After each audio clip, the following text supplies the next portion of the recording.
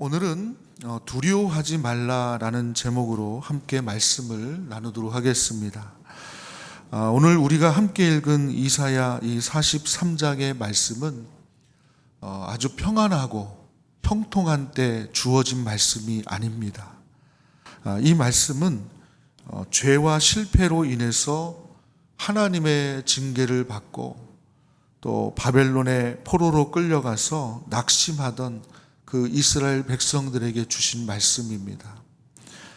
이스라엘 백성은 하나님을 떠났습니다. 그리고 우상 숭배와 불순종의 길로 갔습니다. 그 결과 나라가 흔들리고 백성의 마음도 무너졌습니다.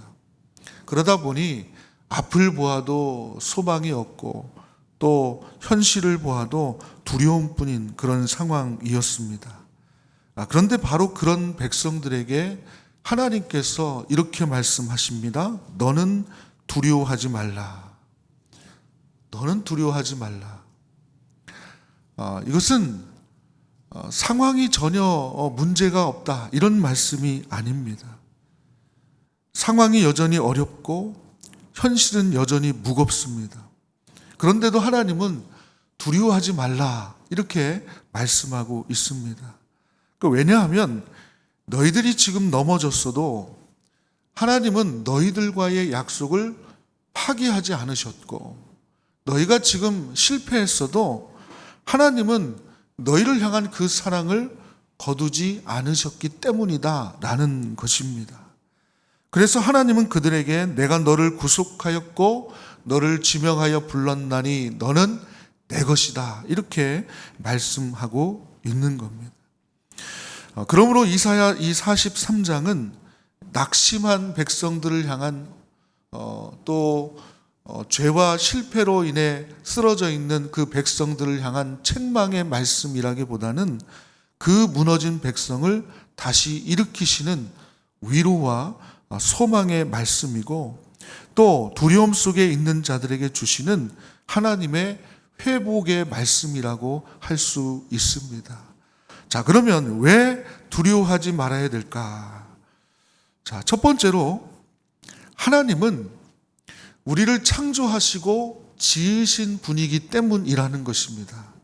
자, 1절 말씀을 우리 함께 다시 한번 읽겠습니다. 1절입니다. 야곱아 너를 창조하신 여호와께서 지금 말씀하시느니라. 이스라엘아 너를 지으신 이가 말씀하시느니라. 자, 여기까지 읽겠습니다. 자, 여기 이 창조하신 이라고 하는 이 말은 히브리어로 바라입니다. 바라. 근데 이 단어는 구약에서 매우 특별한 단어입니다. 그러니까 이 바라라고 하는 단어가 쓰여진 그런 내용들을 보면 다 하나님의 특별한 창조 행위를 나타낼 때 이 바라라고 하는 단어를 씁니다. 그래서 여러분도 잘 아시는 대로 창세기 1장 1절을 보면 태초에 하나님이 천지를 창조하신다 할 때도 바라를 씁니다. 다시 말하면 하나님은 이스라엘에게 너를 만든 이는 사람이 아니다, 세상이 아니다, 우연히 너희들은 창조된 게 아니다, 내가 너희들을 창조했다라고 말씀하고 있습니다. 자, 그 다음에 지으신 이라고 하는 이 말도 야차르라고 하는 단어를 쓰는데요. 이 단어는 토기장이가 이렇게 진흙을 손으로 빚어서 어떤 형태를 만들 때 사용하는 단어가 바로 야차르입니다. 여러분, 토기장이가 토기를 만들 때 아무 생각 없이 만들까요? 한번 생각해 보세요. 토기장이가 무엇을 만들 때, 그릇을 만들든 항아리를 만들든 단지를 만들든 그 만들 때 그냥 아무 생각 없이 막 만들까요? 아니면 어떤 걸 만들어야 될까 생각하고 만들까요? 당연히 의도를 가지고 목적을 가지고 그리고 내가 어떤 형태로 만들어 가야 할지를 생각하고 토기장이는 토기를 빚는 겁니다. 그러니까 이 야차르라고 하는 단어는 그냥 뭔가를 지었다, 빚었다 이런 의미를 넘어서서 이 토기장이가 의도를 가지고 어떤 목적을 가지고 손수 빚었다라는 그런 뜻입니다. 그렇기 때문에 우리의 인생은 절대로 우연히 이루어진 것이 아님을 여러분 믿으시길 바랍니다. 그러니까 어느 날 갑자기 생겨난 게 아니에요. 아무 의미 없이 던져진 존재도 아닙니다. 그러니까 하나님께서 우리를 지으신 거예요. 그러니까 하나님께서 우리를 지으실 때 아무런 생각 없이 그냥 만드신 게 아니라는 거예요.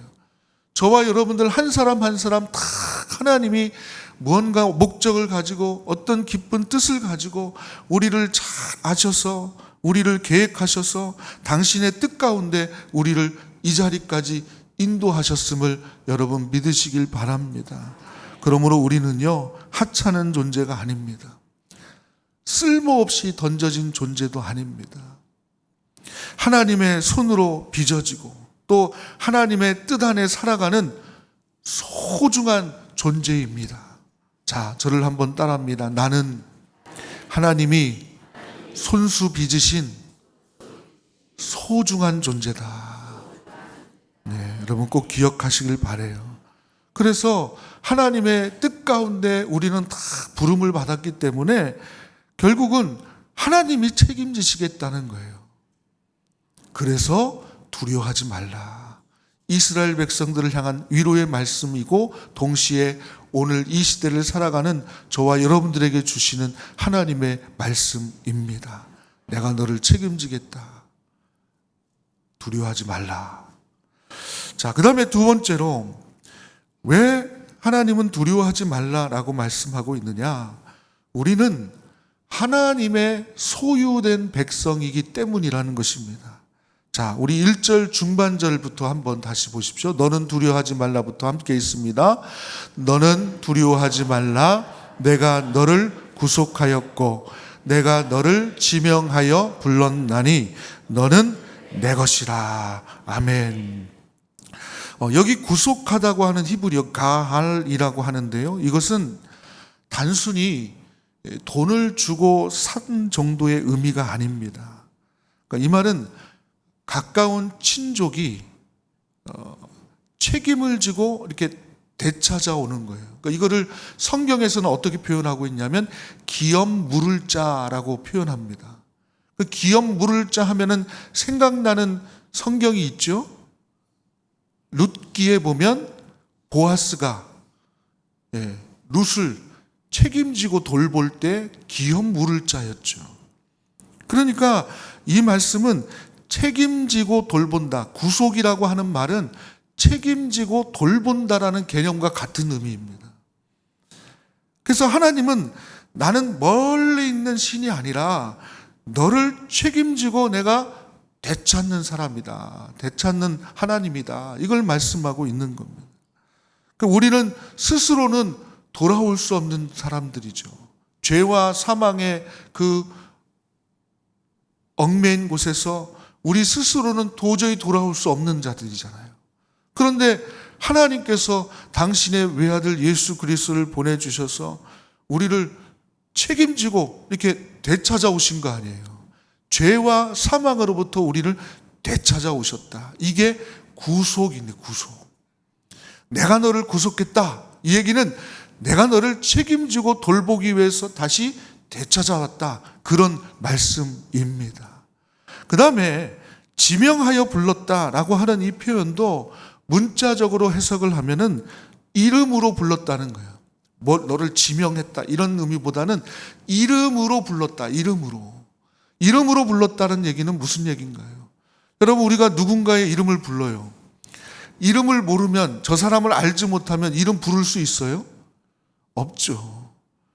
이름을 모르면 어이, 여보게, 이보시오 이렇게 해야 되잖아요. 그런데 우리가 누군가의 이름을 불렀다.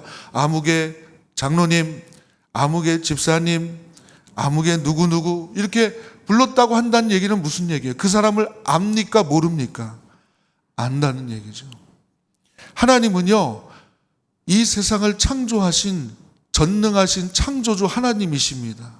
그런데 미천한 피조물인 우리의 이름을 불렀다는 얘기는 우리 한 사람 한 사람을 다 알고 계신다는 겁니다. 하나님이 우리를 대충 하시는 게 아니라는 거예요. 여러 군중 속에 한 사람으로 보시는 게 아니라는 뜻입니다.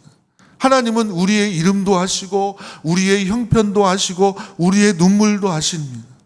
세상은 사람을 숫자로 봅니다. 능력으로 보고 결과로 보고 조건으로 봅니다.